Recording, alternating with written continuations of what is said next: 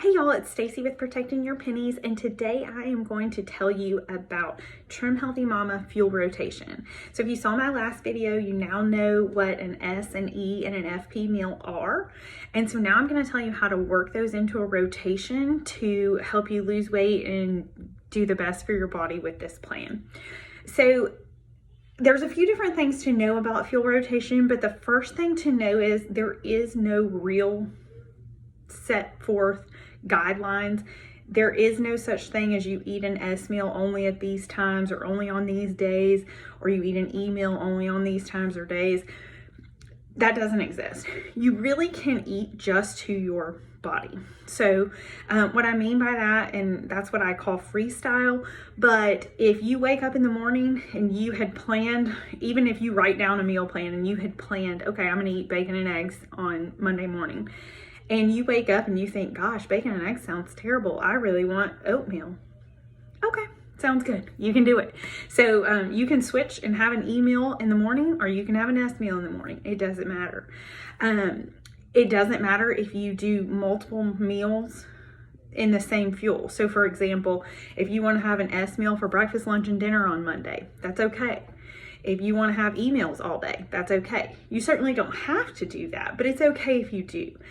What I would say is if you are eating all of one fuel and not switching it up, then just make sure that you're still losing weight that way. Because if you're eating too many S meals or too many E meals, you may find that you're not losing weight. And if that's one of your goals, then you may want to switch it up some. So I personally like to follow the plan's guidelines of just creating confusion and eating low carb or S meals, and then after a while switching it up and having an E meal, having some healthy carbs on my plate. I find that my body does best that way. So for example, you can have a S meal for breakfast. You could have an S meal for a snack. You could have an S meal for lunch. Then you could have, let's say for your afternoon snack, you want to have an E meal. You want to have an apple and a low-fat string cheese and some lean deli meat.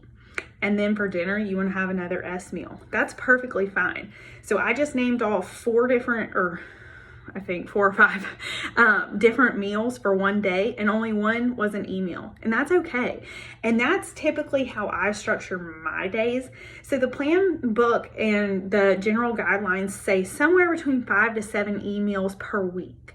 So that means you can have a day or two where you don't have any E meals or any E snacks, and then you can, or you can do one a day.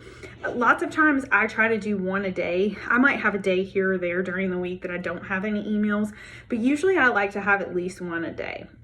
Another thing, I know people like to, everybody loves their S meals, right? It's delicious. Eggs, bacon, butter, all the cheese, all the things that we love. And E meals seem to be harder because, especially for dinner, they're just not quite as satisfying. I'm sure there's somebody listening that loves E meals and just can't get enough. For me, like a piece of grilled chicken, a sweet potato, that sounds good to me every once in a while, but it's not something that I necessarily want for dinner all the time.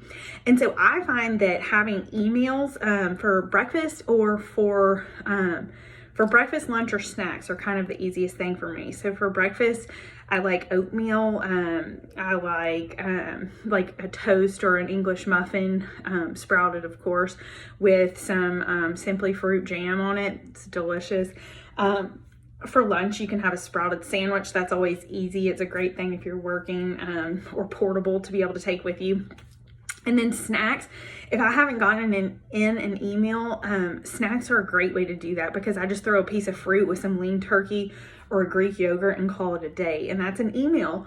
And that's all you need. You don't have to have some big elaborate dinner. You can just have a snack of a pear and, like I said, some lean turkey, a Greek yogurt, something like that, and that's an E.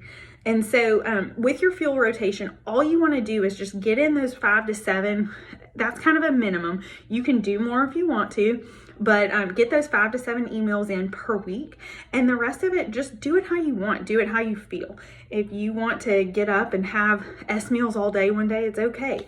This is part of the food freedom that I love with Trim Healthy Mama, is that you can just kind of do what you feel like. You you were gonna make, you know, spaghetti over spaghetti squash for dinner, but you decide you want a sweet potato and a grilled chicken breast instead, cool, it's fine.